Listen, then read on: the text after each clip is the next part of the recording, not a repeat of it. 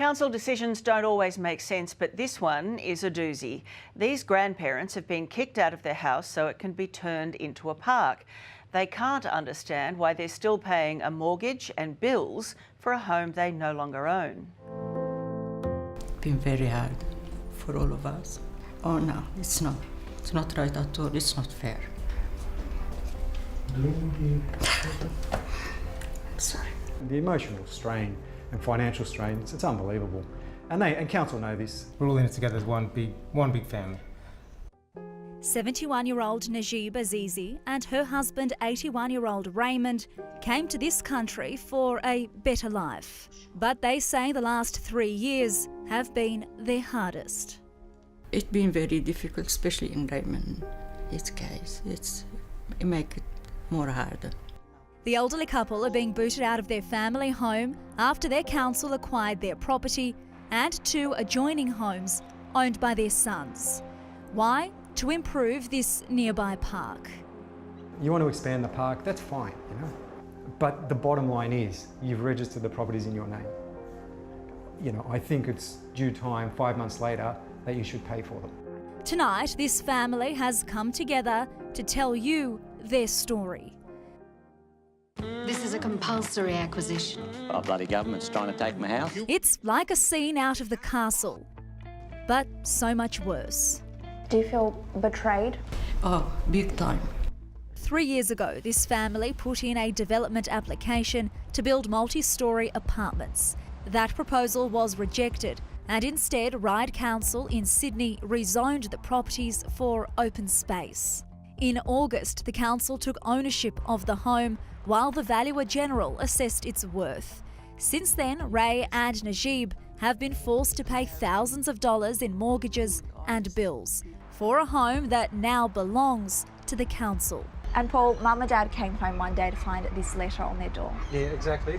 If you look at it closely, it says that they're going to change the locks the following Monday. So the notice was put on Friday, and on Monday they were going to change the external locks.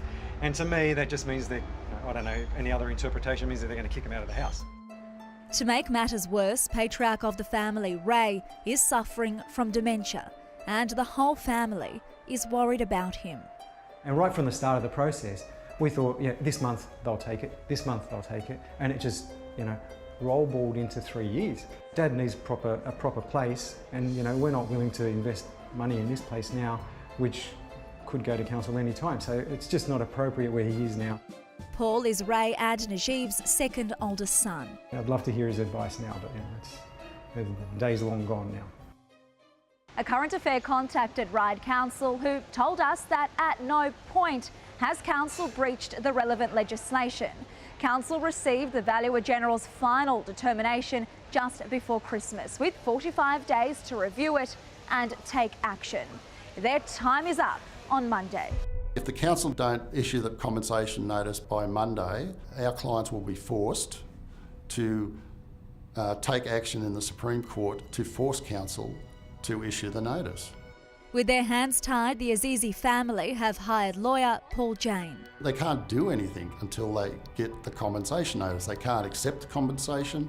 They can't even use an appeal right about the amount of compensation until they get that notice. I think the reaction of most people when you hear this case is, thank God it's not me. You're listening to Ben Fordham on 2GB, my number 131. 2GB's Ben Fordham is fired up. I think it's up to the council to sort it out and to make sure that this family has some certainty. It's enough to drive you mad.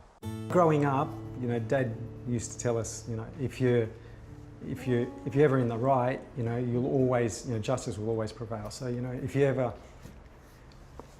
at school and stuff, if there's ever anything wrong and you're right, you'll always be justified. So I'll live by that. I'm hoping, you know, we'll get a resolution in the end.